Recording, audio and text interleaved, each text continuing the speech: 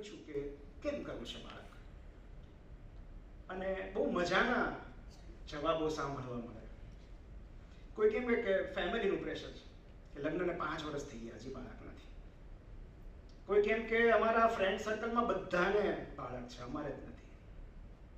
કોઈ કેમ કે આ તો ટ્રેડિશન છે, પરંપરા છે. પણ અમુક જવાબો મજાના હોય છે. કોઈ કેવું કહે છે કે એ અમને જીવતા રહેવાનો ઉદ્દેશ્ય પૂરો પાડે છે, જીવતા રહેવાનો પર્પસ આપે છે. બહુ સાચી વાત છે કે બાળકનું ભણતર, એના લગ્ન, એના સુખ દુઃખ, એની સગવડો, એની મુશ્કેલીઓ, આપણને જીવતા રહેવાનું એક નિમિત્ત મળી જાય છે બાળકના બહાને, કે એ છે તો જીવન સરળ બની જાય છે. એ નથી તો કોના માટે જીવવાનું? પર્પસ. અમુક લોકો એવું કહે છે કે એ અમને હેપીનેસ આપે છે, સુખ આપે છે.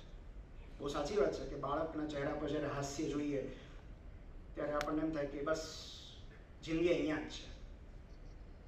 એ જ્યારે આપણે થાકીને ઘરે આવીએ અને આપણને દોડીને ગળે મળે ત્યારે દિવસભરનો થાક ઉતરી જાય.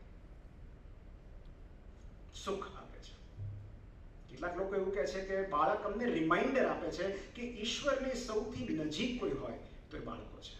એમનું નિર્દોષ હાસ્ય, એમની નિર્દોષ વાતો, કેટલી સાચી વાત.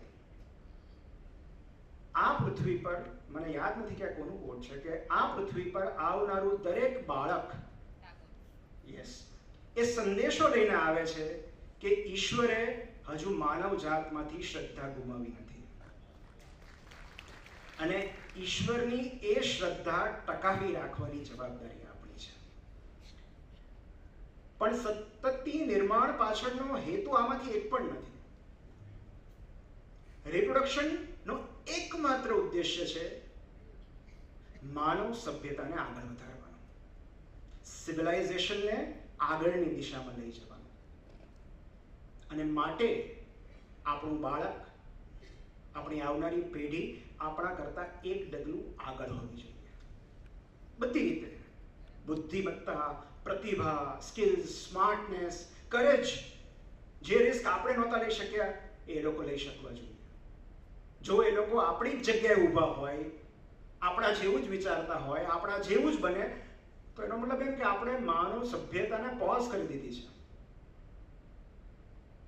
તો માનવ સભ્યતા હંમેશા આગળની તરફ ગતિ કરે છે, અને એ સંતતિ નિર્માણનો એકમાત્ર હેતુ છે, સિવિલાઇઝેશનને આગળ વધારવાનો. તો પછી પેરેન્ટિંગનો હેતુ શું છે? શું કામ કરવું જોઈએ એક મા બાપ તરીકે બાળ ઉછેર આપણે? તો એની માટે બે નાની નાની વાત હું તમને કહીશ. એકવાર એક પિંજરામાં એક પંખી પુરાયેલું હતું, પિંજરાને તાળું હતું. ત્યાંથી એક નાનો છોકરો પસાર થયો અને જોયું કે આ પાંજરાની અંદર આ પંખી પુરાયેલું છે. એટલે એને થોડુંક દયા બતાવી, સહાનુભૂતિ બતાવી, એની સાથે વાતો કરી. ધીમે ધીમે એની સાથે દોસ્તી થઈ ગઈ. પછી બાળક રોજ આવે અને એ પંખી સાથે વાતો કરે. જ્યારે બાળકને એ પંખીને મળવાનું મન થાય ત્યાં પહોંચી જાય. પછી એક દિવસ બાળકને વિચાર આવ્યો કે મને પાંજરું તોડી નાખવાનું. એને એક મોટો પથ્થર લીધો અને એ પાંજરું તોડવાનો પ્રયત્ન કરતો હતો. ત્યારે પંખીએ એને ચેતવણી આપી કે જોજે, પાંજરું ના તોડતો. જો તું પાંજરું તોડીશ તો હું મુક્ત થઈ જઈશ, સ્વતંત્ર થઈ જઈશ, આઝાદ થઈ જઈશ, પછી હું ઉડી જઈશ. પછી તું ઈચ્છે ત્યારે તને મળવા નહીં આવું. એટલે પાંજરું મક્કમતાથી તોડતા બાળકે જવાબ આપ્યો, હું એ જ ઈચ્છું છું. એ પેરેન્ટિંગનો ઉદ્દેશ્ય છે. હમણાં થોડા સમય પહેલા એક બહુ સરસ ઇમેજ છાપવામાં આવી હતી કે જ્યાં કાન્હા નેશનલ પાર્કનો ફોટો હતો કે એક વાઘણ એના શાવકોને, એના બચ્ચાને છેલ્લી વાર મળી રહી છે, છેલ્લી વાર વહાલ કરી રહી છે. કેમ? કારણ કે એ વહાલ કર્યા પછી વાઘણ પોતાના રસ્તે નીકળી જશે અને એ 3 શાવકો પોતાની ઇન્ડિપેન્ડન્ટ ટેરિટરી બનાવશે. તો પેરેન્ટિંગ કરવાનો એકમાત્ર ઉદ્દેશ્ય આપણા બાળકોને ઇન્ડિપેન્ડન્ટ બનાવવાનો છે. સૌથી પહેલા ફિઝિકલ, એ તો બની જ જાય છે, ચાલતા બોલતા વાહન ચલાવતા આવડે એટલે. પછી ફાઇનાન્શિયલ ઇન્ડિપેન્ડન્ટ, અને સૌથી મહત્વની વાત ઇમોશનલ ઇન્ડિપેન્ડન્ટ. પણ તકલીફ ત્યાં થાય છે કે જ્યારે ખરેખર તેઓ સ્વતંત્ર થવા લાગે છે ત્યારે આપણને તકલીફ પડે છે. એક પેરેન્ટિંગનો હાર્દ આવી જાય એવી નાની એવી વાત કહું છું કે એકવાર એક માતા એની નાની એવી દીકરીને લઈને એક મોલમાં પ્રવેશે છે અને ઓલું બાસ્કેટમાં બધી વસ્તુઓ ઘર સામાનની નાખતી જાય છે અને બાળકીએ જીદ કરી કે મારે આ લેવું છે. એટલે પહેલા તો મમ્મીએ ના પાડી, પછી પેલીએ બહુ જીદ કરી એટલે નાખી દીધું બાસ્કેટમાં. થોડી આગળ ગયા પછી ફરી પાછું બાળકીએ જીદ કરી કે હવે મારે આ લેવું છે. એટલે પેલી મમ્મીએ ના પાડી કે બેટા એટલે પેલીએ ધીમે ધીમે રડવાની શરૂઆત કરી. એટલે મમ્મીએ કીધું કે ગીતિકા શાંતિ રાખ. આ સાંભળીને બાળકી વધારે જોરથી રડવા માંડી. એટલે મમ્મીએ કીધું કે ગીતિકા તારે બિલકુલ સીન ક્રિએટ નથી કરવાનો, બધા તને જોઈ રહ્યા છે. આ સાંભળીને બાળક જમીન પર આળોટવા માંડ્યું, બધી વસ્તુઓ ફેંકવા માંડ્યું. અને મમ્મીએ કીધું કે ગીતિકા કામ ડાઉન. એટલે બાજુમાં એક અંકલ ઉભા હતા, એણે મમ્મીએ કીધું કે શું તમે એની વાતો કરો છો, એ કઈ સાંભળતી તો છે નહીં. એટલે મમ્મીએ કહ્યું ગીતિકા મારું નામ છે.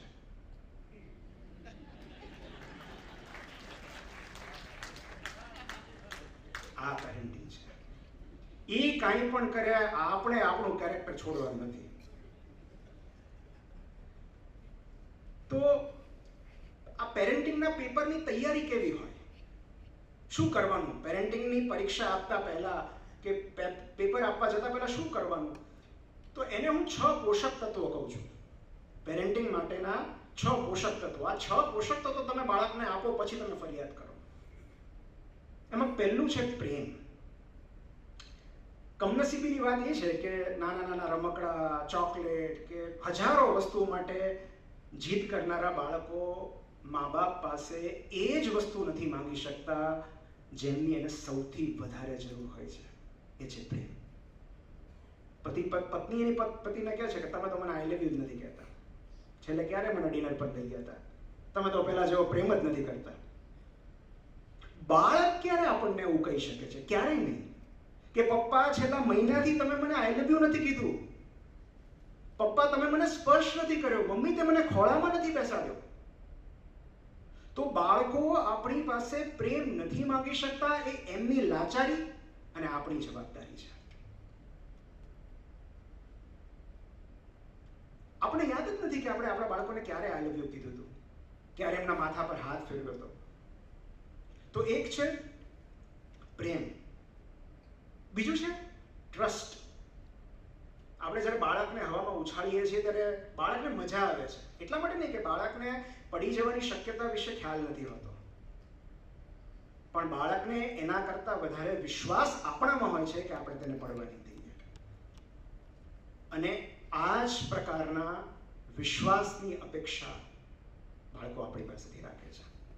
પણ આપણી અસલામતી, ભય, ઇન્સિક્યોરિટીઝ, કન્ડિશન્ડ બિહેવિયરના કારણે આપણે આપણા ડર એમને વારસામાં આપીએ છીએ. અને હું તો કહું છું કે ખબર છે કે કોઈ વ્યક્તિ વિશ્વાસપાત્ર છે કે નહીં એ ચકાસવાનો એકમાત્ર રસ્તો એકવાર એના પર વિશ્વાસ મૂકી જોવાનો હોય છે. ખબર છે કે વિશ્વાસ તોડશે, તેમ છતાં એનામાં વિશ્વાસ મૂકો, કારણ કે વિશ્વાસ મૂકીને સૌથી નિશ્ચિંત જો થઈ જતું હોય તો એ આપણે છીએ. આપણી વેલ્થ, આપણી સંપત્તિ આપણી પાસે પડી હોય, ઘરમાં કેશ પડી હોય તો કેટલું બધું અજંપો રહે, ઉદ્વેગ રહે. કોઈ મિત્રને આપી દીધી હોય પછી એની જવાબદારી. તો જ્યારે અમે ડૉક્ટર તરીકે અનુભવીએ છીએ કે પેશન્ટ જ્યારે અમારી આંખોમાં આંખો નાખીને અમને એમ કહે ને કે સાહેબ હવે તમને સોંપી દીધા, એનો ભાર લાગે છે.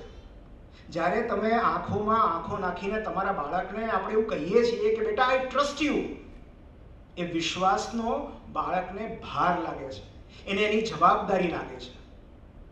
અને માટે એ 1 વાર, 2 વાર, 3 વાર, 4થી વાર એ વિશ્વાસ તોડતા પહેલા વિચારશે કે આ મમ્મી કે પપ્પાએ કેટલા ભરોસાથી મને આ કામ સોંપ્યું છે, મારામાં કેટલો વિશ્વાસ છે.